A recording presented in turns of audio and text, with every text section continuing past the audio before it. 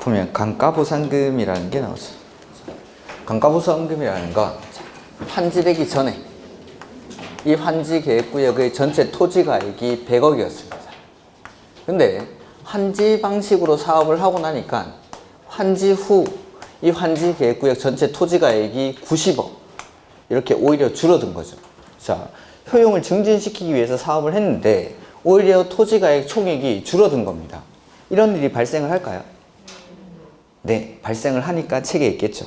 그래서 보면 어떨 때 이런 일이 발생하냐면 행정청인 사업 시행자가 사업을 하면서 공공시설 부지 등을 너무 많이 과도하게 이렇게 책정을 하다 보면은 이런 일이 발생하기도 합니다. 이럴 때 이렇게 감가된 만큼을 보상해 주는 걸 감가보상금이라고 합니다. 해서 맨 앞에 행정청인 시행자 밑줄 하죠.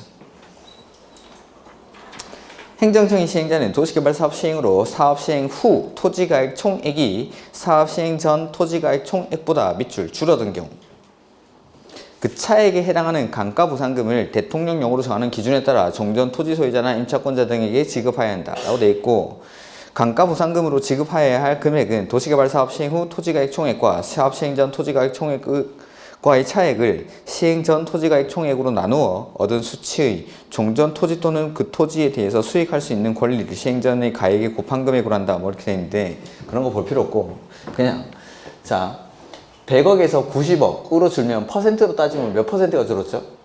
10%가 줄었으니까 10%만큼을 감가보상금으로 지급합니다. 즉 종전에 내 토지가액이 1억이었죠. 그러면 이 사람이 받을 수 있는 감가보상금은 1억의 10%만큼을 감가보상금으로 지급받습니다. 얼마죠? 1,000만 원. 이렇게 그렇게 하시면 됩니다. 그 다음에 이 청산금이랑 감가보상금은 별개입니다. 즉 청산금을 받았다고 해서 감가보상금을 못 받고 그런 건 아닙니다. 그래서 감가보상금이라는 건 이렇게 환지계획구역의 전체 토지가액이 줄어든 만큼을 전체 토지 소유자에게 보상해 주는 거니까 내 개별 토지에 대한 내 토지에 대해서 뭐 권리가액이 줄고 늘고에 따라서 청산해 주는 청산금이랑은 별개입니다. 이건 그래서 뭐 권리 조정 요거는 아까 했었죠. 그 다음에 324페이지 준공호사. 이건 뭐냐면 도시개발 사업 전체의 준공호사입니다. 그러니까 환지든 수용이든 다 끝나고 나면 역시 준공호사를 받습니다. 그래서 준공검사는 누가 하는 거죠? 지정권자. 그래서 시행자가 도시개발 사업 공사를 끝낸 때에는 국토교통부로 용어로 정하는 바에 따라 공사 완료 보고서를 작성해서 지정권자의 준공호사를 받아야 된다. 거기 쭉 밑줄어줘. 지정권자의 준공호사. 그리고 시행자는 도시개발 사업을 효율적으로 시행하기 위해서 필요하면 해당 도시개발 사업에 관한 공사가 밑줄 전부 끝나기 전이라도 끝난 부분에 관해서 준공호사를 받을 수 있어. 일부에 대해서도 준공호사를 받을 수가 있습니다.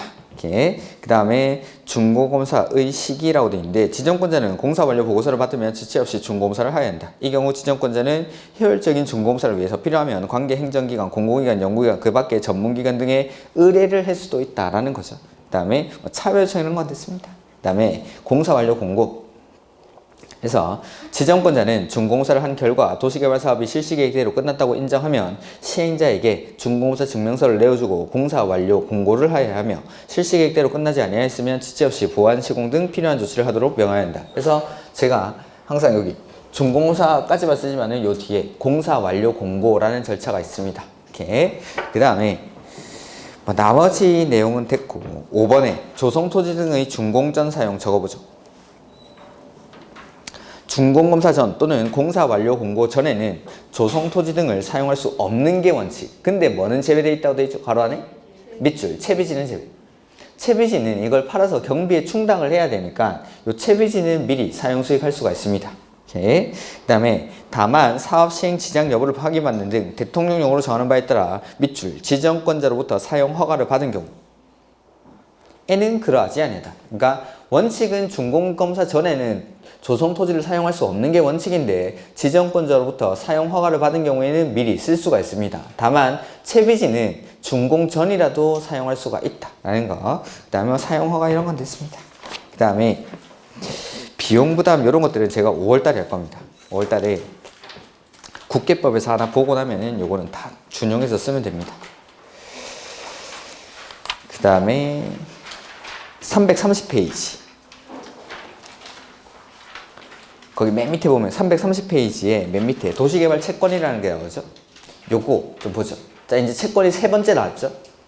맨 처음에 나왔던 게 매수 청구권에서 원칙은 매수 의무자가 현금으로 매수를 해야 되는데 예외적으로 채권을 발행할 수 있죠. 그게 도시군 계획 시설 채권이었습니다. 매수 청구권에서. 그래서 그 매수 청구권에서 나오는 도시군 계획 시설 채권은 매수 의무자가 누구일 때? 지자체일 때 발행한다라고 했죠. 가보죠. 뭐 안 되면. 노트에 13페이지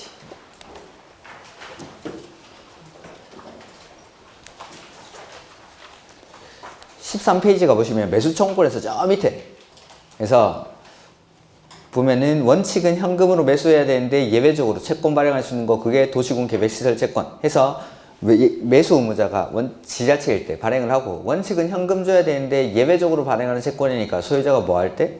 원할 때 발행하죠. 근데 소유자가 원하지 않더라도 부재부동산이나 비업무용 토지로서 매수 대금이 얼마? 3천만 원을 초과하면 그 초과 금액에 대해서는 채권을 발행할 수 있죠. 전액이 아니라. 그 다음에 상환기간은 10년 이내로 하고 그 다음에 무슨 법을 준용하죠?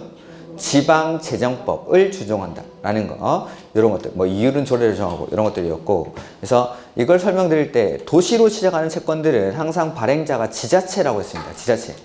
그래서 도시군 계획시설 채권도 지자체가 발행자고 방금 지금 보시는 도시개발채권도 발행자가 지자체입니다.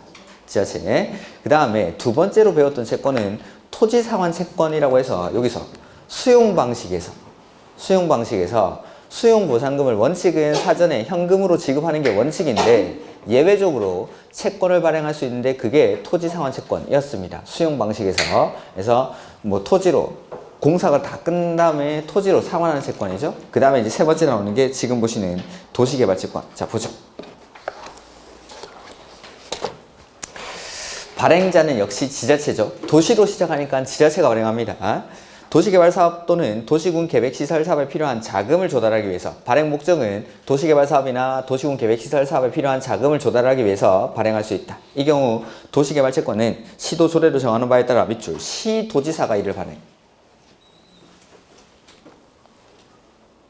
그리고 이 지자체가 채권을 발행한다는 건 빚을 져는 거나 마찬가지죠. 그래서 행안부 장관의 승인 밑줄. 국장 아닙니다. 기재부 장관 아니고 행안부 장관.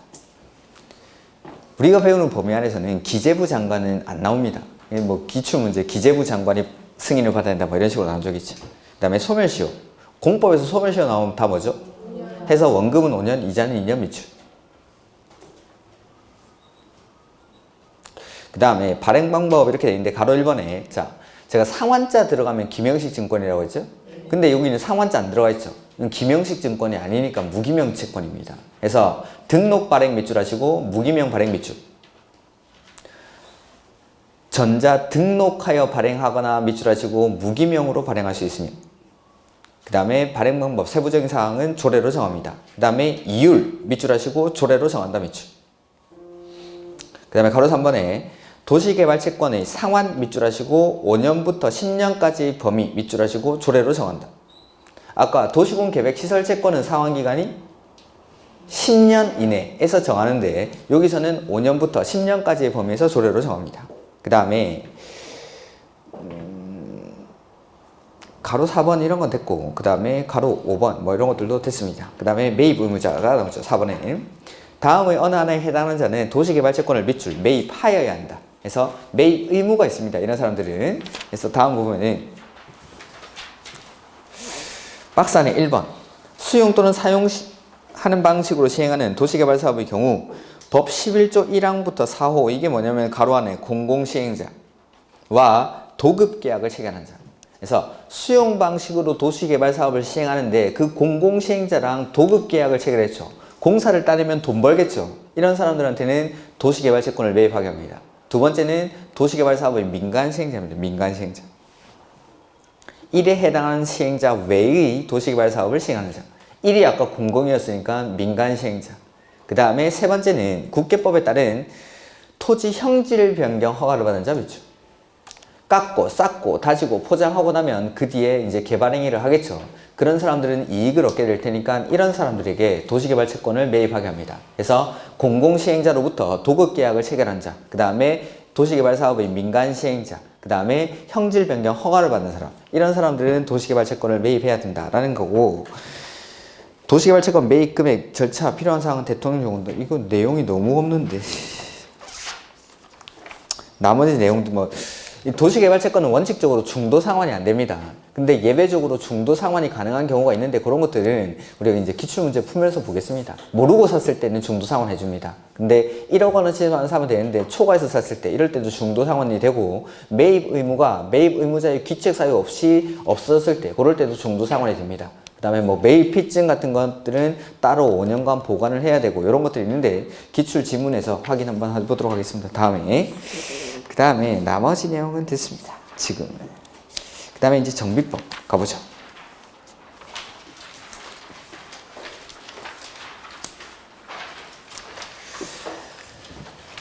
도시 및 주거환경 정비법.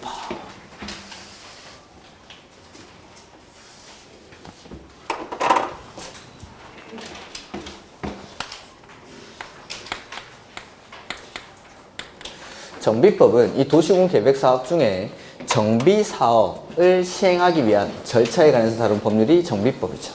그래서 똑같이 합니다. 시설 사업이나 개발 사업, 정비 사업이랑 사업의 절차는 똑같죠. 그리고 정비 사업이라는 건 여기 40년 된 아파트가 있습니다.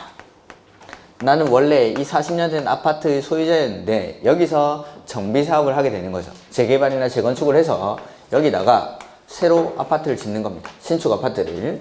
그러면은 종전에 내가 40년 된 아파트에 있던 권리, 요걸 신축하는 아파트에 입주할 수 있는 권리를 바꿔주는 방식, 요게 정비사업이었죠. 그래서 두꺼봐 헌집 줄게 새집 다오, 요게 정비사업이었습니다. 이렇게 해서 황권에 관해서 다룬 법률, 요게 이제 정비법이죠. 그래서 정비사업도 요거 도시군 계획사업이기 때문에 앞에 있던 개발사업 내지는 시설사업이랑 동일한 절차로 사업을 하게 됩니다. 정비사업을 할 때 역시 맨 처음에는 뭐 해야 될까요? 계획 만들어야겠죠? 근데 개발계획이 아니라 여기서는 다른 계획, 정비기본계획이라는 걸 수립합니다.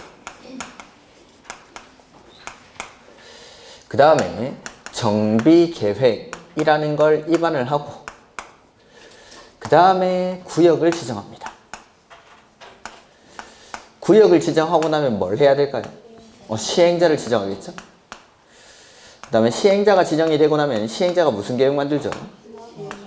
실시계획이라고 했는데 정비법에서는 그 실시계획을 사업 시행계획 이렇게 부릅니다. 사업 시행계획. 그 다음에 사업 시행계획을 시행자가 작성하고 나면 요거 사업 시행계획을 역시 인가받고 고시해야겠죠? 그 다음에 인가받은 대로 사업을 실시를 하는데, 자, 개발법에서는 사업의 시행 방식을 수용하나 환지하나 이렇게 방식을 크게 두 가지로 구분했는데, 여기서는 실시 단계에 들어오면 단계를 1단계, 2단계 이렇게 나오겠습니다. 1단계, 2단계로. 그래서 실시를 할 때 맨 처음에는 분양 신청을 받습니다. 분양 신청. 그러니까 종전에 이런 40년 된 아파트에 있던 소유자들에게 새로 짓는 아파트에 살고 싶으신 분 분양 신청하십시오 라고 분양 신청을 받는 거죠. 그 다음에 이 분양 신청 받은 현황을 기출해서 만드는 계획이 관리 처분 계획입니다. 해서 사업을 완료하고 나면은 공사 완료가 되고 나면 준공인가를 받죠. 준공검사나 준공인가나 똑같은 말입니다. 그 다음에 여기서도 마찬가지 뒤에 공사 완료 공고라는 걸 합니다. 이게 정비사업의 절차입니다. 이렇게. 그래서 일단은 용어의 정의 간단한 것들 몇 가지 좀 보고 하죠. 349페이지 정비구역이라고 나오는데, 정비구역이란 정비사업을 계획적으로 시행하기 위해서 지정고시된 구역을 정비구역이라고 하죠. 정비사업은 조금 이따가. 그 다음에 350페이지 노후불량 건축물. 노후불량 건축물은 그냥 읽어보시면 이거 다 노후불량 건축물입니다. 뭐 따로 설명드릴 게 없습니다. 근데 조심하셔야 되는 게 동그라미 3번에 박스 안에 C 요거 숫자들 좀 기억하시라고 했죠. 그래서 해당 건축물을 준공일을 기준으로 얼마까지? 40년까지 사용하기 위해서 보수 보강에 드는 비용이 철거 후 새로운 건축물을 건설하는 데 드는 비용보다 클 것으로 예상되는 건축물. 그러니까 철거하고 새로 짓는 게 훨씬 더 비용이 적게 드는 거죠. 그럴 때는 그런 것들은 노후불량 건축물. 그 다음에 동그라미 4번 도시미관을 저해하거나 노후화된 건축물로서 대통령령으로 정하는 바에 따라 시도 소래로 정하는 다음의 건축물을 해서 기획에 준공된 후 얼마죠? 20년 이상 30년 이하의 범위에서 조례로 정한 기간이 지난 건축물, 이런 것들을 노후불량 건축물이라고 합니다. 그리고 나머지는 1권을 보셔야 됩니다. 이거. 그 다음에 정비기반시설이랑 공동이용시설이라는 게 나오는데, 정비기반시설은 그냥 기반시설이죠.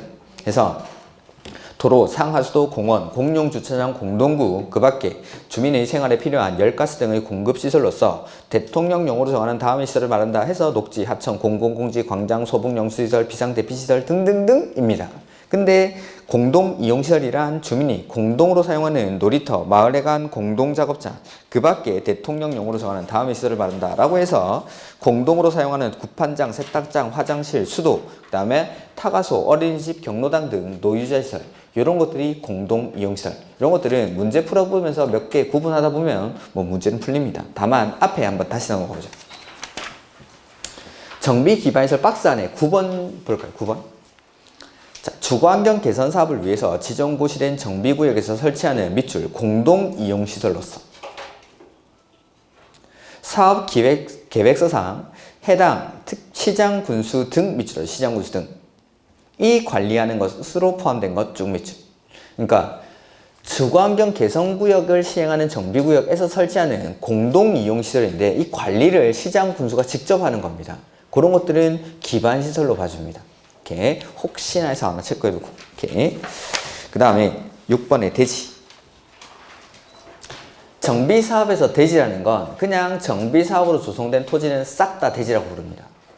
정비사업으로. 그러니까 보통의 대지는 건물을 지을 수 있거나 지을 수 있는 땅을 대지라고 하는데, 정비사업에서는 그냥 정비사업으로 조성된 토지는 대지. 지목을 따집니까? 따지지 않습니까?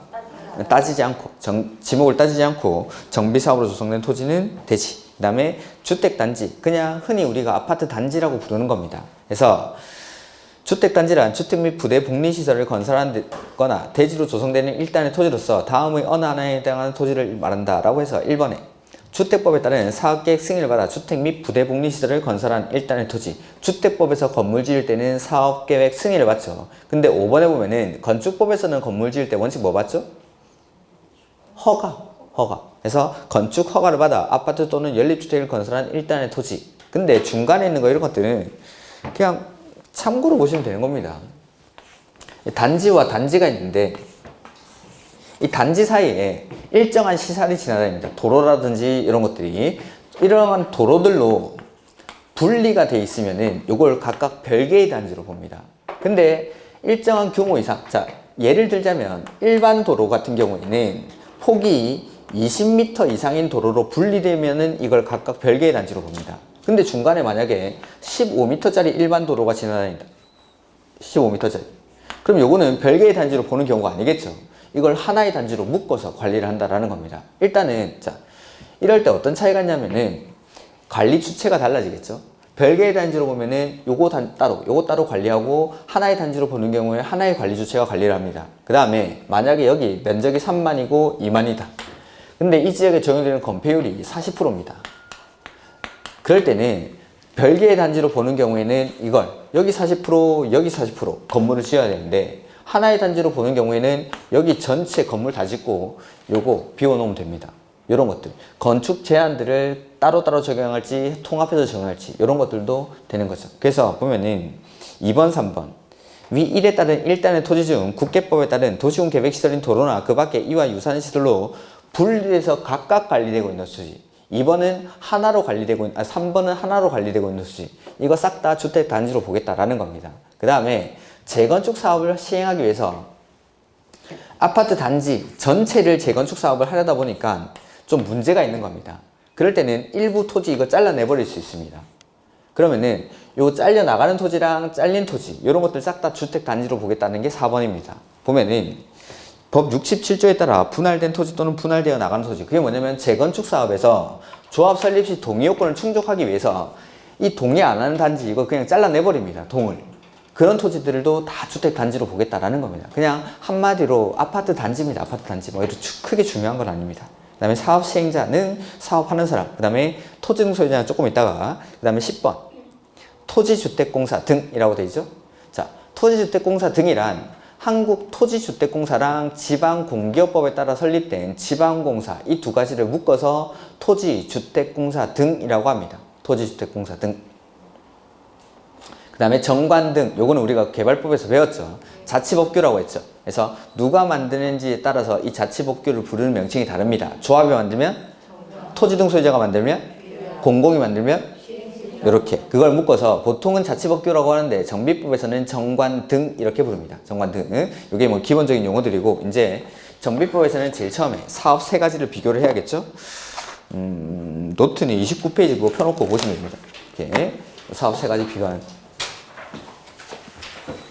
일단 제가 지금까지는 항상 목차대로 수업을 했었는데 정비법에서는 일단 목차에 들어가기 전에 이 정비사업 세 가지를 비교를 해놓고 들어가야 덜 헷갈립니다. 그래서 일단은 정비사업인데 최근 페이지가 349페이지에 정비사업이 나오죠.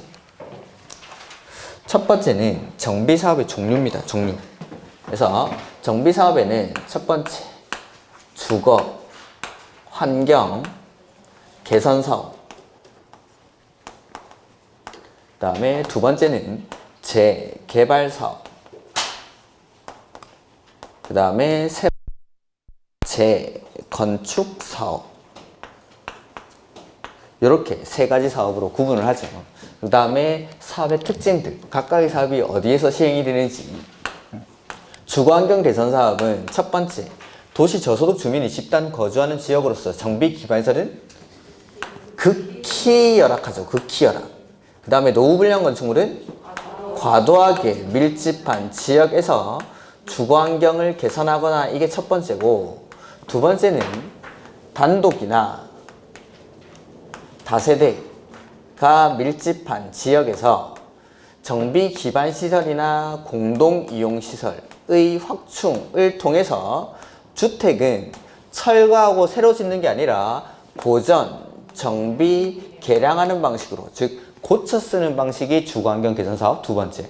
그 다음 재개발 사업은 첫 번째, 정비 기반 시설은 열악하죠. 극히 열악은 아니고 그냥 열악. 노후불량 건축물은 밀집한 지역, 과도하게 밀집은 아니고 그냥 밀집한 지역에서 주거환경을 개선하거나, 두 번째는 어디 사는지가 정해져 있죠. 상업지역이나 공업지역 등에서 도시기능 회복 및 상권 활성화 등을 위해서 나머지는 다 주거환경을 개선하는데, 이건 도시환경을 개선하기 위한 사업. 그 다음에 세 번째, 재건축 사업은 정비 기반시설은 양호하죠. 기반시설은 잘 갖춰져 있지만 그 건물, 노후불량 건축물에 해당하는 공동주택이 어떻죠? 밀집한 지역에서 하는 게 재건축 사업. 해서 뭐 극히 열악, 과도하게 밀집, 열악, 밀집, 양호, 밀집, 뭐 이런 것들 기본적으로 구분하셔야 되고, 그 다음에 나머지 사업들의 특징들을 구분을 하시겠죠. 그 다음 두 번째는 토지 등 소유자의 개념. 그래서 우리 책에는 352페이지 맨 밑에 나와 있죠. 자, 이 정비구역 안에서 권리자가 되는 사람들, 권리를 받을 수 있는 사람들을 토지 등 소유자라고 합니다. 그리고 재개발이나 재건축에서 나중에 조합 만들 때 조합원이 될 수 있는 사람도 토지 등 소유자. 그래서 이 토지 등 소유자가 권리자가 되기 때문에 토지 등 소유자를 좀 구분을 하셔야겠죠. 토지 등 소유자. 해서 개선 사업이나 재개발 사업에서는 토지 등 소유자의 개념을 같이 쓰고, 재건축 사업은 토지 등 소유자가 좀 다르죠. 그래서 개선 사업이나 재개발 사업에서 토지 등 소유자가 될 수 있는 사람은 토지 소유자 또는 건축물 소유자들이죠. 토지 소유자 또는 건축물 소유자 또는 그 지상권자가 토지 등 소유자에 해당하는데, 재건축 사업의 경우에는 건축물 및 그 부속 토지 소유자. 이거 따라해야 합격한다고 했는데 부속 토지 소유자. 건축물 및 그 부속 토지 소유자. 그러니까 차이점이 개선 사업이나 재개발 사업에서는 또는이라고 되어 있죠. 그래서 토지만 가지고 있어도 토지 등 소유자에 해당합니까? 그렇고 건물만 가지고 있어도 해당하고, 지상권자까지도 토지 등 소유자에 해당하는데, 재건축 사업에서는 건축물 및 그 부속 토지니까 건물만 가지고 있으면 안 되고, 토지만 가지고 있으면 안 되고, 지상권자는 안 되죠. 토지랑 건축물을 같이 가지고 있을 때 그때 토지 등 소유에 해당한다라는 거. 이렇게 해서 이런 사람들이 나중에 재개발이나 재건축에서 조합 만들 때 토지 등 소유자가 조합원이 되는 겁니다. 그리고 정비구역에서 나중에 인가받은 관리처분 계획에 따라 사업을 했을 때 새로 짓는 아파트 내지는 주택에 입주할 수 있는 권리를 받을 수 있는 사람도 토지 등 소유자. 이런 사람들이 권리자가 되는 거죠. 이렇게 요게 토지 등 소유의 개념. 그 다음에 세 번째로 봐야 되는 게 사업의 시행 방식이죠. 사업들마다 사업의 시행 방식이 약간씩 다르죠. 우리 책에는 383페이지에 나옵니다.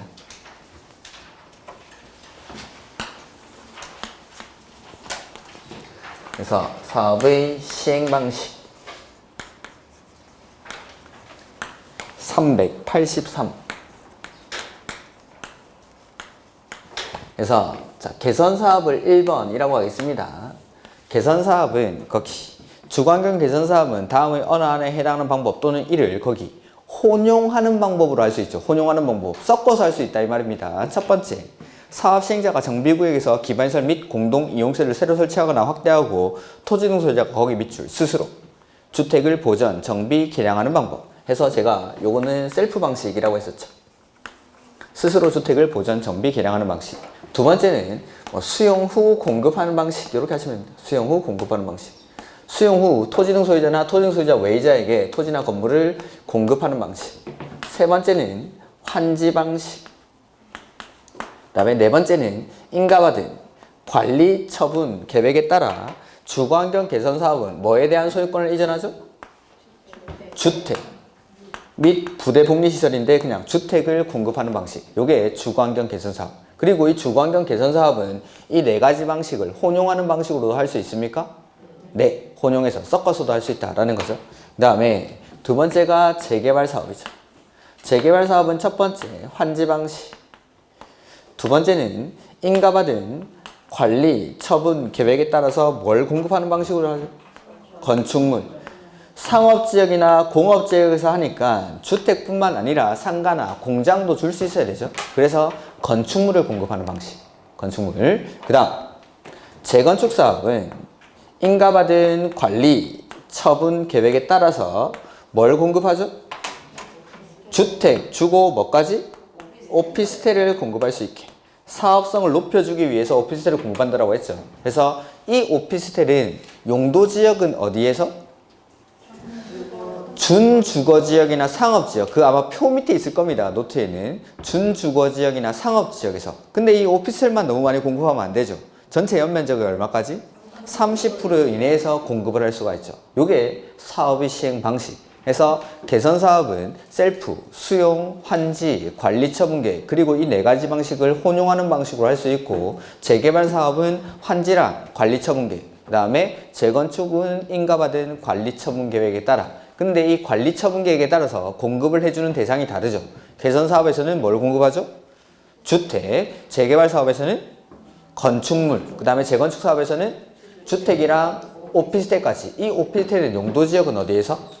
준주거지역이나 상업지역에서 면적은 30% 이내에서 공급할 수 있다라는 거죠. 이게 사업의 시행 방식이고 그 다음이 이제 시행자죠. 시행자.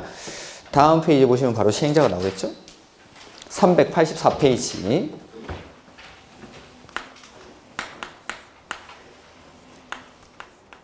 그래서 개선 사업에서는 셀프 방식으로 시행할 때의 시행자가 있고 수용, 환지, 관리 처분 계획 방식으로 할 때의 시행자가 있죠. 그 다음에 재개발 사업에서도 시행자가 2명이 나오고 재건축 사업에서는 1명만. 자, 주거환경 개선 사업은 공공이 주도라는 사업입니까? 민간이 주도라는 사업입니까? 공공이. 그러니까 원칙적인 사업 시행자가 시장, 군수 등. 시장, 군수 등. 개발법에서는 대부분의 권한을 행사하는 사람이 지정권자라면 정비법에서는 이 사람, 시장, 군수 등이 대부분의 권한을 행사합니다. 그래서 공공이 시행하는 주거환경 개선 사업은 원칙적으로 시장, 군수 등이 직접 하는 게 원칙. 그 다음 재개발이나 재건축 같은 경우에는 민간이 주도라는 사업이죠. 그래서 원칙은 뭐 만들어서 사업하죠? 해서 재개발이나 재건축 같은 경우에는 조합이 사업을 시행하는 게 원칙. 다만 재개발 사업의 경우에는 토지 등 소유자가 좀 작죠. 토지 등 소유자가 몇 명 미만이죠? 22만. 토지 등 소유자가 20인 미만인 경우에는 사람이 너무 작으니까 굳이 조합을 만들 필요가 없다라고 했죠. 해서 이럴 때는 누가? 토지 등 소유자가 조합을 만들지 않고 직접 사업을 할 수 있다라는 거. 이렇게 해서 일단 요 노란색 요것만 구분하셔도 뭐 시험 문제 푸는 데는 크게 지장은 없습니다. 그래서 주거환경 개선 사업은 원칙적으로 시장, 군수 등이 하는 게 원칙이고 민간이 하는 재개발이나 재건축은 조합 만들어서 하는 게 원칙이지만 토지 등 소유자가 시행할 수 있는 사업은 뭐죠? 재개발 사업만. 토지 등 소유자가 할 수 있는 건 재개발 사업만. 토지 등 소유자가 몇 명 미만일 때? 20인 미만일 때. 토지 등 소유자가 할 수 있는 건 재개발 사업만 할 수 있습니다. 요렇게. 요게 이제 사업의 시행자. 근데 이제 좀 상세한 내용들이 몇 가지 더 있죠. 자, 추가를 해보면은 셀프 방식으로 시행하는 주거환경 개선 사업은 원칙은 시장 군수가 직접 하는 게 원칙입니다. 다만 주공 등을 지정해서 사업을 하게 할 수 있는데 이 주공을 지정할 때 동의 요건이 과반수 동의를 받아야 됩니다. 과반수 동의. 그 다음에 수용이나 환지, 관리 처분 계획 방식으로 시행하는 주거환경 개선 사업 역시 원칙은 누가 하죠? 시장, 군수 등이 직접 하는 게 원칙인데 자기가 하지 않고 지정해서 누군가로 하여금 사업을 하게 할 수 있죠. 첫 번째가 주공 등. 두 번째는 공공이 총 지분의 50%를 초과 출자한 법인 이런 사람들을 지정해서 이런 사람들로 하여금 사업을 하게 할 수 있다. 이게 두 번째. 시장 군수가 직접 하는 게 첫 번째. 그 다음에 지정받은 사람이 하는 게 두 번째. 그 다음에 세 번째는 지정을 하는데 이 사람들과 다른 사람을 공동시행자로 지정합니다. 이게 세 번째 방법. 해서 지정을 할 때 주공등이나 공공이 50% 초과 출자한 법인과 건설사업자 내지는 등록사업자를 공동시행자로 지정하는 것. 이게 세 번째 방법. 세 번째 방법. 책을 한번 볼까요? 384.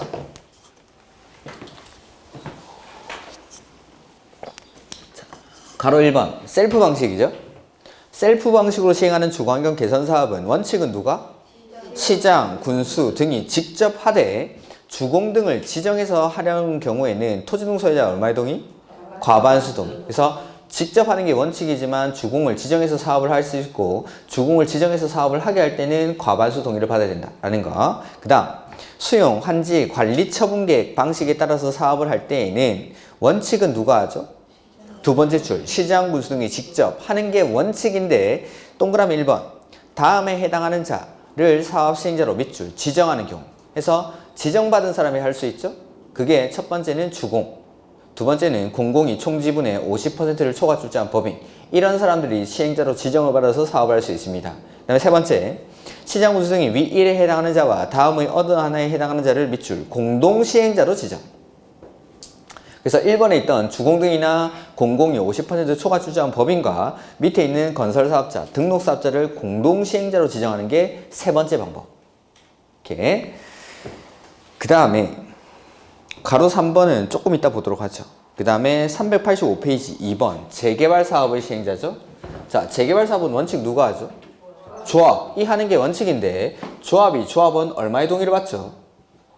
과반수 동의를 받아서 시장, 군수 등, 주공 등, 건설사업자, 등록사업자, 신탁업자, 한국부동산원 등이랑 사업을 공동으로 할 수 있습니다. 이렇게 누구랑 같이 하는지 하나도 안 중요합니다. 그 다음에 여기 재개발 사업은 토지 등 소유자도 할 수 있습니까? 토지 등 소유자가 얼마 미만일 때? 20인 미만일 때. N은 토지 등 소유자가 직접 하는 게 원칙인데 역시 토지 등 소유자 얼마의 동의? 과반수 동의를 받아서 위에 계신 분들이랑 사업을 공동으로 할 수 있습니다. 그 다음 재건축 사업은 원칙 누가 하죠? 조합이 하는 게 원칙인데 역시 조합은 얼마의 동의? 과반수 동의 받아서 여기도 시장, 군수 등, 그 다음에 주공 등, 그 다음에 건설사업자 등록 사업자까지만, 여기는 신탁업자랑 한국부동산원은 들어가지 않습니다. 이런 사람들이랑 사업을 공동으로 할 수 있습니다. 공동은 누가 공동으로 하고 이거 중요하지 않습니다. 그냥 외우지 마시고 요것만. 조합이나 토지 등 소유자가 공동으로 하는 사람들 정할 때 동의 요건이 얼마였죠? 다 가반수동. 요거 가반수동이. 그 다음에 셀프 방식으로 할 때 시장 군수가 주공을 지정할 때도 동의가 가반수동이 이런 것들. 그래서 일단은 원칙적인 시행자를 구분하시고 공동으로 누구랑 공동으로 하는지는 중요하지 않습니다. 대신에 공동 시행자를 정할 때 조합이나 토지 등 소유자는 과반수 동의를 받아야 된다라는 거. 그 다음에 중요한 동의 요건이 하나 나오는데, 자, 주거환경 개선 사업은 원칙 누가 하죠? 시장, 군수 등이 직접 하는 게 원칙입니다. 그러면 광명시장이 광명시에서 주거환경 개선 사업을 시행하려고 합니다. 요거다 보니까 저쪽에 뭐 지역주택조합도 모집하고 이러던데, 구름산 뭐 이런 데 보니까 환지 방식으로 도시개발 사업도 하고, 플랜카드 보시면 저쪽으로는 잘 안 가시나? 저긴 전 너무 촌이라서. 거기 가보니까 오늘 아침에 버스 타고 오는데 차가 엄청나게 막혀가지고 한참 서 있길래 옆에 플랜카드를 보니까 구름산 도시개발구역 뭐 환지계획인가 뭐 이렇게 뭐 돼 있던데, 도시개발사업 환지계획인가. 그러니까 환지 방식을 안 하는 게 아닙니다. 그러니까 주로 우리 눈에 보이는 신도시들은 광명, 시흥의 신도시가 보이지만 그거는 대규모로 수용 방식으로 하기 때문에 보이는 거고, 환지 방식도 곳곳에서 많이 일어납니다. 저기 보니까 저쪽에 뭐 환지 방식으로 사업을 한다라고 환지계획인가 뭐 이렇게 돼 있던데, 플래카드에. 그런 것들. 그런 걸 보고 하면 재밌는데. 아무튼. 자, 광명시장이 주거환경 개선 사업을 시행을 하는 거죠. 구름산 저쪽에 고철상 있는데 그런데 벽이 싫다고 막 버려버리고 그러면 됩니까? 시장 군수 지 맘대로 사업하면 됩니까? 그건 아니겠죠. 그래서 시장 군수가 시행하는 주거환경 개선 사업 역시 동의를 받아야 됩니다. 사업을 할 때는. 그래서 수용, 환지, 관리 처분 계획 방식으로 사업을 할 때 동의를 받는데, 시장 군수가 할 때도 동의를 토지 등 소유자의 얼마? 3분의 2 이상이랑, 그리고 누구? 세입자 얼마? 과반수의 동의가 필요합니다. 이렇게. 그래서 시장 군수가 하는 주거환경 개선 사업이라 하더라도 토지 등 소유자의 동의를 받고 사업을 하는데, 그 동의 요건이 토지 등 소유자 3분의 1이랑 세입자 과반수. 자, 토지 등 소유자는 정비구역 안에서 권리자이기 때문에 당연히 동의를 받는 겁니다. 근데 세입자들의 동의도 받는 거예요. 세입자는 권리자가 아님에도 불구하고 손실보상을 해주는데도 동의를 받습니다. 그거는 이 주거환경 개선 사업은 원래 어디서 하는 거였죠? 달동네의 세입자들을 이 사람들 동의 없이 사업을 해버리니까 분쟁이 되게 격화되면서 막 인명피해도 발생하고 하다 보니까 그 분쟁을 좀 줄이기 위해서 예외적으로 세입자의 동의를 받게끔 하는 거죠. 권리자가 아님에도 불구하고. 그래서 이 세입자의 동의는 예외적으로 받는 거기 때문에 이 세입자의 동의를 생략하는 경우가 있죠. 자, 세입자가 많을 때 생략합니까? 작을 때 생략합니까? 해서 세입자가 토지 등 소유자의 얼마 이하일 때? 2분의 1 이하일 때.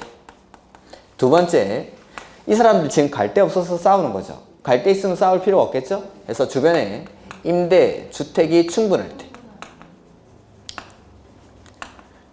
그 다음에 세 번째는 저기 셀프 방식, 그 다음에 환지 방식, 그 다음에 관리 처분 계획 방식으로 할 때는 세입자의 동의를 요하지 않습니다. 이렇게 이런 것들이 세입자의 동의를 생략할 수 있는 경우. 그 다음 천재지변이 발생해서 긴급히 정비 사업을 시행해야 될 때는 세입자의 동의뿐만 아니라 토지 등 소유자의 동의도 생략하고 사업을 할 수 있습니다. 이렇게. 자, 보자. 그래서 요건 어디 나오냐면 384페이지 가로 3번 맨 밑에, 384페이지 맨 밑에 가로 3번에 보시면은 위 2에 따라, 위 2가 뭐냐면 환지, 그 다음에 수용, 관리 처분 계획 방식으로 도시개발 사업을 주거환경 개선 사업을 시행하는 거죠. 이럴 때 얘는 공람 공고일 현재 해당 정비 예정구역의 토지 소유자 또는 건축물 소유자 또는 지상권자, 이 사람들이 바로 토지 등 소유자죠. 얼마?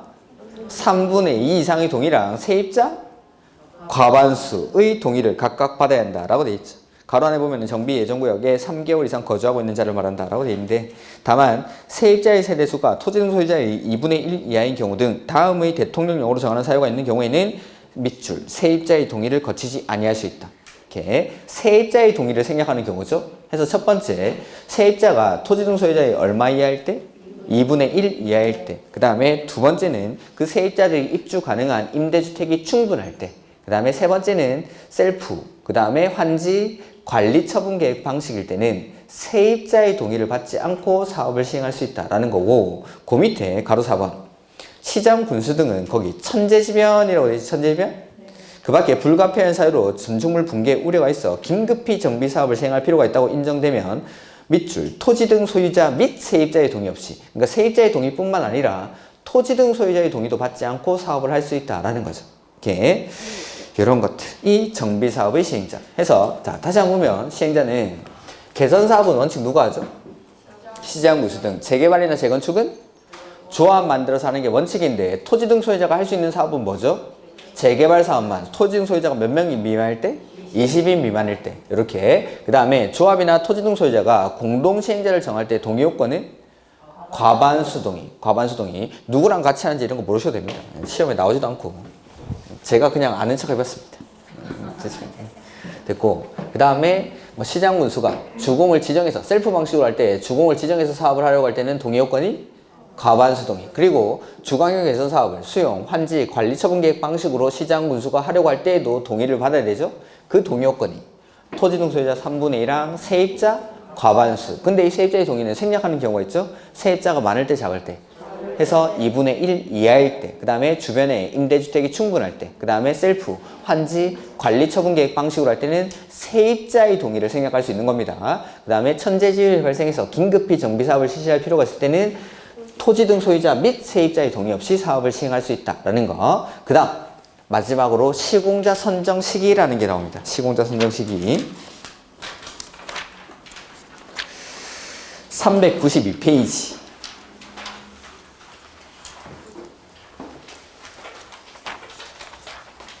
시공자 선정이라고 되어 있죠. 자, 그래서 이쪽에 한번 써보죠.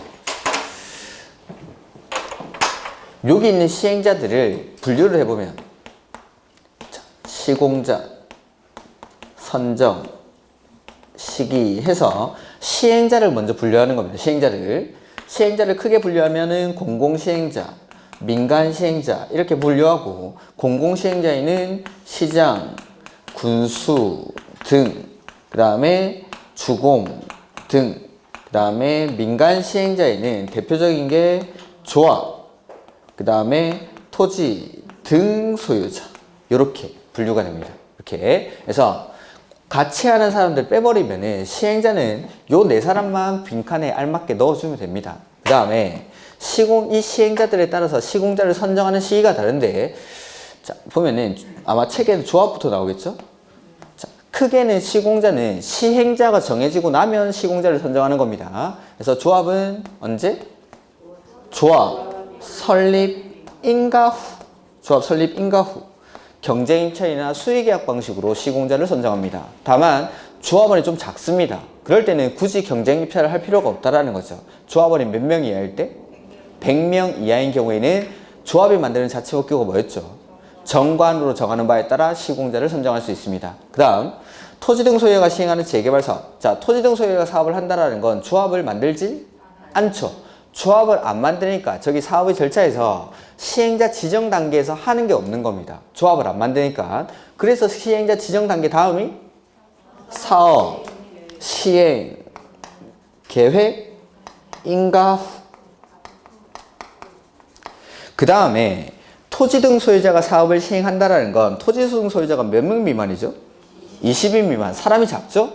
역시 경쟁 입찰을 할 필요가 없고 토지 등 소유자가 만드는 자치법규가 규약에 따라서 시공자를 선정할 수 있습니다. 그 다음 시장군수, 주공 내지는 지정개발자가 시행자인 경우에는 이 사람들이 시행자로 지정, 고시된 다음에 시공자를 선정합니다. 그 다음에 요 뒤에 내용이 좀 더 있는데 그건 책으로 확인하겠습니다. 자, 보면은 시공자 선정해서 조합은 언제? 조합 설립 인가 후. 경쟁입찰이나 수의계약 방식으로 건설사업자나 등록사업자를 시공자로 선정하는 게 원칙이지만 하나, 둘, 세 번째 줄. 다만 대통령령으로 정하는 규모 이하의 정비사업. 조합원이 몇 명 이하죠? 100명 이하. 거기 밑줄 하면 되겠죠? 100명 이하인 정비사업은 총회에서 정관으로 정하는 바에 따라 선정할 수 있다라는 거. 토지 등 소유자가 시행하는 재개발 사업의 경우에는 언제? 사업 시행 계획 인가 후. 사람이 작으니까 뭐에 따라서? 규약에 따라 건설사업자나 등록사업자를 시공자로 선정하죠. 그 다음에 3번에 시장 구수 등이 직접 정비사업을 시행하거나 주공 등 또는 지정개발자를 사업 시행자로 지정한 경우 사업 시행자는 언제? 사업 시행자 지정 고시 후 건설사업자나 등록사업자를 시공자로 선정합니다. 자, 근데 4번에 이건 뭐냐면, 자, 조합이 사업을 시행할 때는 그 정비구역에 있던 토지 등 소유자들은 조합이 만들어지고 나면 그 총회에서 내 의사를 시행자들에게 전달할 수 있는 기구가 있습니다. 총회에 나와가지고 총회 의사결정에서 내가 의결권을 행사하면서 내 의사표시를 하는 거죠. 근데 시장 군수나 주공 이런 사람들이 사업을 시행하게 되면은 토지 등 소유자의 의사를 전달할 기구가 필요하다는 거죠. 해서 만드는 게 주민대표회의나 토지 등 소유자 전체회의라는 기구가 있습니다. 이 기구를 통해서 시행자인 시장 군수나 주공들에게 토지 등 소유의 의사를 전달합니다. 이렇게. 그래서 가로 4번에 보면은 시공자를 선정하거나 관리 처분 계획 방식으로 시행하는 주거환경 개선 사업의 시행자가 시공자를 선정하는 경우에는 주민대표회의 또는 토지 등 소유자 전체 회의가 회의는 대통령령으로 정하는 경쟁임철 또는 수의계약 방법으로 밑줄 시공자를 추천. 그러니까 시장 군수나 주공에게 주민들이 우리 레미안 살고 싶으니까 삼성물산을 꼭 좀 시공자로 선정해줘 라고 추천을 하는 겁니다. 그러면은 그 시장 군수는 받아줘야겠죠? 그 추천받은 자를 시공자로 선정해야 한다 밑줄. 그 밑에 있을 겁니다. 두 번째 줄에 추천받은 자를 시공자로 선정해야 한다. 이렇게 요까지. 그 다음에 가로 4번 보면은 사업 시행자는 선정된 시공자와 공사에 관한 계약을 체결할 때 기존 건축물의 밑줄, 철거에 관한 공사를 포함시켜야 한다. 우리는 생각하기에 당연히 이 사람이 여기다가 레미안을 지을 거면은 기존 아파트를 철거를 하고 지어야 된다라고 생각을 하지만 예전에는 그렇지 않았겠죠. 철거 공사 따로 주고 새로 짓는 아파트 공사 따로 주니까 사업이 막 지체되고 공사비도 더 많이 들고 하니까 이제는 시공자가 기존 건축물 철거에 관한 공사를 같이 한다라는 겁니다. 이렇게 이런 것들까지. 자, 요까지. 그러니까 일단은 정비법에서 기본이 되는 게 지금까지 한 거. 첫 번째, 사업의 종류랑 그 사업의 특징이죠. 두 번째는 토지 등 소유자의 개념. 그 다음에 세 번째가 사업의 시행 방식. 그 다음에 네 번째가 사업 시행자. 그 다음에 이 시행자에 따른 시공자 선정 시기까지. 이거는 반드시 구분을 하셔야 됩니다. 요거 구분해놓고 이제 사업의 절차로 들어갈 겁니다. 근데 나중에 다시 여기 오기 힘드니까 몇 가지 보고 넘어가겠습니다. 어디 볼 거냐면은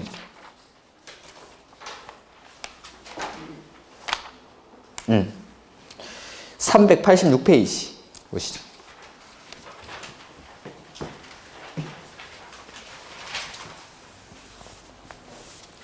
자, 재개발이나 재건축은 원칙은 누가 하는 거죠?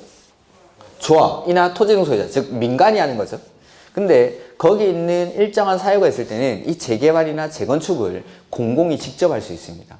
공공이. 그래서 보면은 시장 군수 등은 재개발 사업 및 재건축 사업이 다음의 어느 하나에 해당하는 때에는 직접 정비 사업을 시행하거나 주공을 시행자로 지정해서 정비 사업을 시행하게 할 수 있다. 해서 재개발, 재건축 사업의 예외적인 공공 시행자가 지정되는 경우입니다. 해서 한 8가지 정도 사유가 있는데 제가 순서를 좀 바꿔가지고 정리를 하겠습니다. 아마도 노트에는 제가 지금 쓰는 순서대로, 칠판에 쓰는 순서대로 이게 정리가 되어 있을 겁니다. 그래서 재개발, 재건축 사업을 예외적으로 공공이 하는 경우인데 1번, 2번, 3번, 4번, 5번, 6번, 7번, 8번 해서 3개, 2개 이렇게 묶겠습니다. 우리 책에 보면은 1번이랑 4번, 5번 1번, 4번, 5번을 묶을 거고 그 다음에 2번, 3번, 6번을 묶을 거고 7번, 8번을 묶을 겁니다. 이렇게 그 순서가 우리 그 표 26페이지입니까? 26페이지 표 밑에 그대로 나와 있습니다. 29페이지 그 표 밑에 보면은 공공시행자라고 해서 8가지 사유가 제가 지금 쓰는 순서대로 정리가 되어 있을 겁니다. 책에 보면 1번에 천재지변 이렇게 되어 있죠? 천재지변이 발생했을 때. 두 번째는 지자체장이 집행하는 도시공계획시설사업과 병행할 필요가 있을 때. 그 다음에 세 번째는 순환정비 방식. 요 세 가지. 우리 책의 1번, 4번, 5번입니다. 천재지변, 지자체장이 집행하는 도시공계획시설 사업과 병행할 필요가 있을 때. 그 다음에 순환정비 방식. 줄여서 천병순. 이렇게 천병순. 그 다음에 2번, 3번, 6번은 책에다가 표시를 해놓고 정리를 하죠. 자, 뭐 노트에 표시하셔도 상관없습니다. 그 노트에는 4번이고 책에는 2번. 고시된 정비계획에서 정한 정비사업 시행 예정일 미출하시고, 정비사업 시행 예정일 부터 2년 동그라미 하시고, 사업 시행 계획 인가 요거는 박스. 사업 시행 계획 인가 박스. 를 신청한 인가를 신청하지 아니하거나, 그 다음에 사업 시행계획 인가를 신청한 내용이 위법 부당하다고 인정하는 때. 근데 가로 안에 재건축 사업은 재배 미출. 그 다음에 3번 추진위원회가 시장 군수 등의 구성 승인을 받은 날부터 3년 동그라미 이내 조합 설립 인가를 신청하지 아니하거나 조합 설립 인가를 받은 날부터 3년 동그라미 이내 사업 시행계획 인가 역시 박스를 신청하지 아니하는 때. 그 다음에 6번에 사업 시행계획 인가 박스 하시고 취소 동그라미. 박스 친 거 뭐죠? 그래서 사업 시행 계획 인가 요걸 중심에 두고 사업 시행 계획 인가 해서 정비 계획에서 정한 사업 시행 예정일부터 얼마였죠? 2년 내에 사업 시행 계획 인가 신청이 없거나 그 신청 내용이 위법 부당하다고 인정할 때. 다만 여기서 중요한 거 무슨 사업은 제외한다고 했죠? 재건축 사업은 제외. 재건축 사업은 사익을 추구하는 사업이니까 지네가 하든 말든 신경도 안 씁니다. 공공이. 그래서 사업 시행 예정일로부터 2년 안에 사업 시행 계획 인가 신청이 없거나 신청 내용이 위법 부당하다고 인정할 때. 두 번째는 자, 조합을 설립하려고 할 때는 먼저 추진위원회라는 걸 구성합니다. 추진위원회 구성 승인을 받은 날로부터 3년 내에 조합 설립 인가 신청이 없거나 조합 설립 인가를 받은 날로부터 3년 내에 사업 시행 계획 인가 신청이 없는 경우. 어쨌든 요거는 3년. 그 다음에 6번째는 사업 시행 계획 인가가 어떻게 되죠? 취소된 경우. 이렇게. 그래서 사업 시행 계획 인가를 중심으로 2년, 3년 취소. 이렇게. 그래서 사업 시행 예정일로부터 2년 안에 사업 시행 계획 인가 신청이 없거나 신청 내용이 위법 부당하다고 인정할 때. 그 다음에 추진위원회 구성 승인일로부터 3년 안에 조합 설립 인가 신청이 없거나 조합 설립 인가 받은 날로부터 3년 안에 사업 시행 계획 인가 신청이 없는 경우. 그 다음에 사업 시행 계획 인가가 취소된 경우. 이렇게. 그 다음에 7번, 8번에는 면적 2분의 1이 두 개가 나올 겁니다. 면적 2분의 1.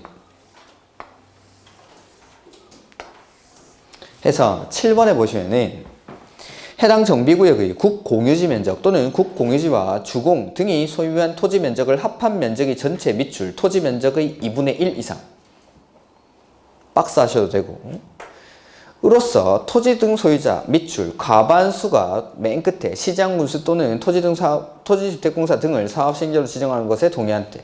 해서 자 정비구역 안에 국공유지나 국공유지 내지는 주공이 소유하고 있는 면적이 얼마 이상? 2분의 1 이상.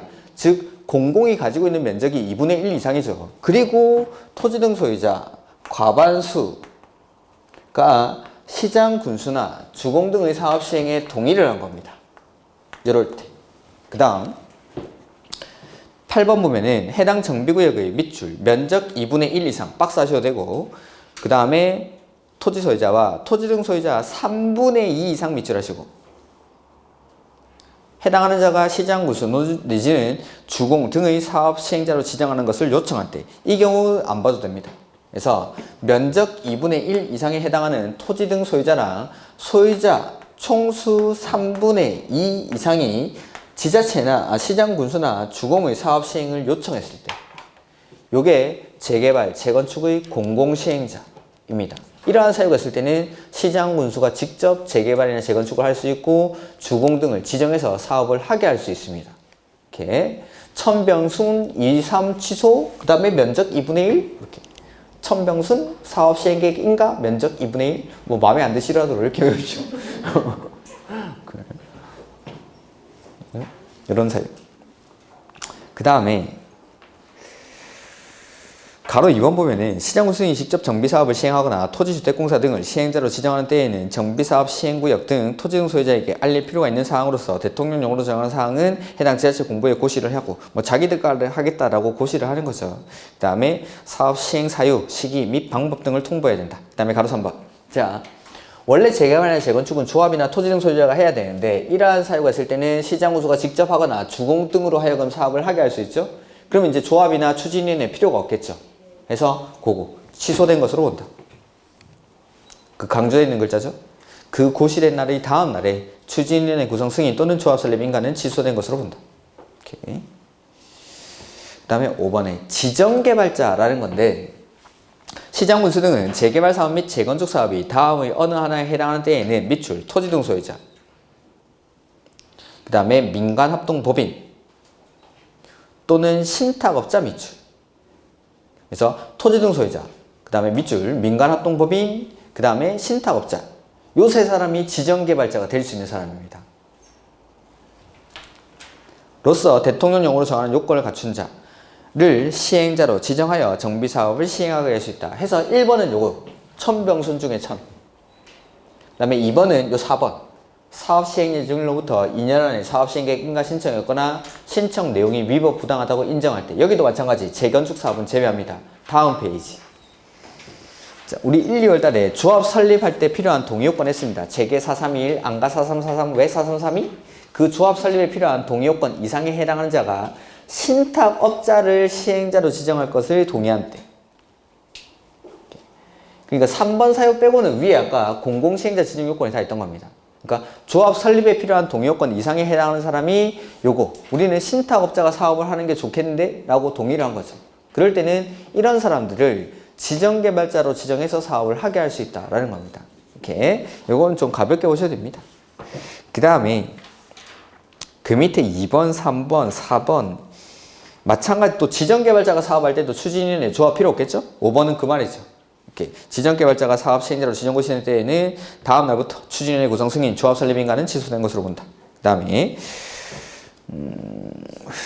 대행이라는 건데 우리 대행은 개발법에서 한번 배운 적이 있죠. 기억은 안 나시겠지만 자, 어디서 배웠냐면은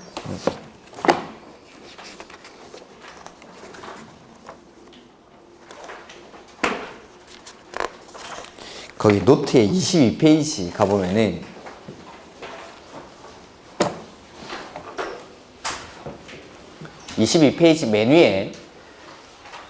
메뉴에 세 가지가 있죠. 첫 번째가 전부 환지 방식으로 할 때 예외적으로 지자체가 시행자가 될 수 있는 경우. 두 번째는 시행자 변경 사유. 그 다음에 세 번째가 대행 나오죠. 자, 개발법에서의 대행은 원래는 공공이 해야 되는데 설계나 분양 등의 업무를 민간이 훨씬 잘하니까 민간에게 대신 행하게 하겠다라는 게 개발법에서의 대행입니다. 근데 정비법에서도 대행이 나오는데 여기서는 완전 반대입니다. 정비법에서는. 자, 개발법에서의 대행은 공공이 설계나 분양 등의 업무를 민간에게 대신 행하게 한다. 근데 정비법에서의 대행은 민간이 사업을 제대로 못하는 겁니다. 그러니까 야 갖고 와 해서 공공이 대신해버립니다. 이걸 정비법에서의 대행이라고 합니다.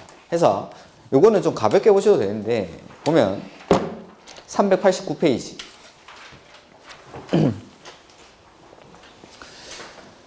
사업 대행이 가능한 경우 이렇게 나와 있죠. 시정군수 등은 다음의 어느 하나에 해당하는 경우에는 해당 조합 또는 토지 등 소유자를 대신해서 자 조합이나 토지 등 소유자를 대신하죠. 조합이나 토지 등 소유자를 대신해서 직접 시장 우수가 사업을 시행하거나 주공 또는 지정개발자에게 해당 조합 또는 토지 등 소유자를 대신해서 정비 사업을 시행하게 할 수 있다. 그래서 조합이나 토지 등 소유자를 대신해서 시장 우수가 직접 하거나 주공 내지는 지정개발자로 하여금 사업을 하게 할 수 있다라는 겁니다. 즉 민간이 제대로 못하는 겁니다. 조합이나 토지 등 소유자가. 해서 1번 장기간 정비사업이 지연되거나 권리관계에 관한 분쟁 등으로 해당 조합 또는 토지 등 소유자가 시행하는 정비사업을 계속 추진하기 어렵다고 인정하는 경우. 두 번째는 토지 등 소유자의 과반수 동의로 요청하는 경우. 에는 이런 사람들로 하여금 사업을 하게 할 수 있다. 대행하게 할 수 있다라는 겁니다. 그 다음에 보수, 비용의 총, 일을 대신해주면 당연히 보수를 줘야겠죠. 이렇게. 그 다음에 구체적 사항이라고 되어 있는데 구체적으로 다 보진 않겠습니다. 다 보진 않는데 가로 1번에 동그라미 3번 보죠. 사업 대행을 시작할 때는 사업 대행 개시 결정 고시라는 걸 합니다. 그러니까 시작한다라는 고시를 하고 사업 대행이 완료되면은 사업 대행 완료 고시라는 걸 합니다. 그래서 3번에 보면 사업 대행자는 정비 사업을 대행하는 경우 고시를 한 날의 다음 날부터, 즉 사업 대행 개시 결정의 고시를 말합니다. 이거는 처음 시작한다는 고시. 한 다음 날부터 사업 대행 완료를 고시하는 날까지 밑줄 자기의 이름 및 시행자의 계산. 자기의 이름 및 시행자의 계산. 여기서 자기는 누굴까요? 집에 계신 분 말고 자기는 대행자. 그러니까 대행하는 기간 동안에는 전면에 나와 있는 시행자 이름이 대행자로 되어 있습니다. 즉 시장군수나 주공 이름으로 사업을 하고 있겠죠. 근데 계산은 시행자가 뒤에서 조합이나 토지 등 소유자가 계산을 해주는 겁니다. 그러니까 이 대행을 하는 기간 동안에는 모든 법률 효과가 이 대행자 이름으로 되어 있으니까 이 사람에게 귀속이 됩니다. 그럼 대행이 완료되고 나면은 이 대행자에게 귀속되는 법률 관계들을 시행자에게 인계 인수하는 절차가 필요하겠죠. 그래서 나중에 인계 인수를 해줍니다. 가로 2번에 보면은 사업 대행의 완료라고 되어 있죠. 거기서 동그라미 3번 사업 대행자는 사업 대행 완료 고시가 있는 때에는 지체 없이 사업 시행자에게 업무를 인계하여야 하며 시행자는 정당한 사유가 없는 한 이를 인수하여야 한다. 이런 것들. 그 다음에 대행을 해줬으면 보수를 준다라고 했죠. 그래서 거기 5번에 보면은 사업 대행자는 사업 대행 완료 후 사업 시행자에게 보수 또는 비용의 상환을 청구할 수 할 때 그 보수 또는 비용을 지출한 날을 이후부터 이자도 청구할 수 있다라는 거. 이렇게 이런 것들. 요게 대행입니다. 요 정도만 봐두시죠. 나머지 상세한 내용들은 굳이 보실 필요는 없습니다. 그 다음에 하나만 더 하죠. 393페이지. 그 개념 플러스에 보시면은 공사비 검증 요청이라는 게 있죠. 공사비 검증 요청. 공사비가 갑자기 늘어나는 겁니다. 그러면은 이 늘어나는 공사비가 타당한지에 대한 공사비 검증을 요청할 수 있습니다. 그래서 시공자가 우리 공사하는데 돈 이만큼 듭니다 라고 공사비를 제출을 했는데 이게 너무 많은 거죠. 그러면은 이 시행자는 공사비 검증을 요청할 수 있다라는 거. 그래서 1번 재개발 재건축 사업의 사업 시행자는 시공자와 계약을 체결한 후 다음의 어느 하나에 해당하는 때에는 정비사업 지원기구에 밑줄 공사비 검증을 요청하여야 한다. 그래서 1번 토지등 소유자 또는 조합원 밑줄 5분의 1 이상의 검증을 요청. 나중에 그 관리처분계획에 가면은 관리처분계획의 타당성 검증 요청이라는 게 있는데 그것도 5분의 1 이상이 요구합니다. 조합원. 그 다음에 2번 공사비 증액 비율이 다음의 어느 하나에 해당하는 경우 해서 사업 시행계획 인가 이전 밑줄 하시고 시공자를 선정 밑줄. 사업 시행계획 인가 받기 전에 시공자를 선정했는데 공사비가 10% 이상 늘어나는 거죠. 밑줄 10% 이상 증액. 근데 그 밑에는 사업 시행계획 인가 이후에 시공자를 선정을 했죠. 그때는 공사비가 5% 증액됐을 때 393페이지 중간에 있는 겁니다. 이렇게 이럴 때는 이 늘어난 금액이 타당한지에 대해서 공사비 검증을 요청할 수 있다라는 거죠. 그 다음에 3번은 뭐냐면 자 1번이나 2번에 따라서 공사비 검증을 한 차례 했습니다. 그렇게 공사비 검증을 했는데 그 이후에 3%가 증가하는 겁니다. 그러면 또 공사비 검증을 요청할 수 있습니다. 증액되는 비율이 3% 이상 밑줄. 이럴 때 이거는 뭐 최근에 생긴 조문인데 이런 것들은 뭐 언제든지 출제가 될 수 있으니까 한번 봐주는 겁니다. 뭐 지금 당장 숫자를 다 외우라는 게 아닙니다. 나중에 객관식 문제 할 때 이런 것들 나오면 한번 보도록 하죠. 그래서 시행자는 이제 조합 빼고는 다 한 겁니다. 조합 빼고는 뒤에 나중에 좀 앞에 거 하고 나서 조합에 와가지고 볼 거고 이제 좀 중요한 내용들 했으니까 뭘 할 거냐면 이제 사업의 절차로 들어갈 겁니다. 정비기공계, 정비계획, 구역지정 이런 순서로 보면 되겠죠? 자, 조금 쉬었다가 보도록 하죠.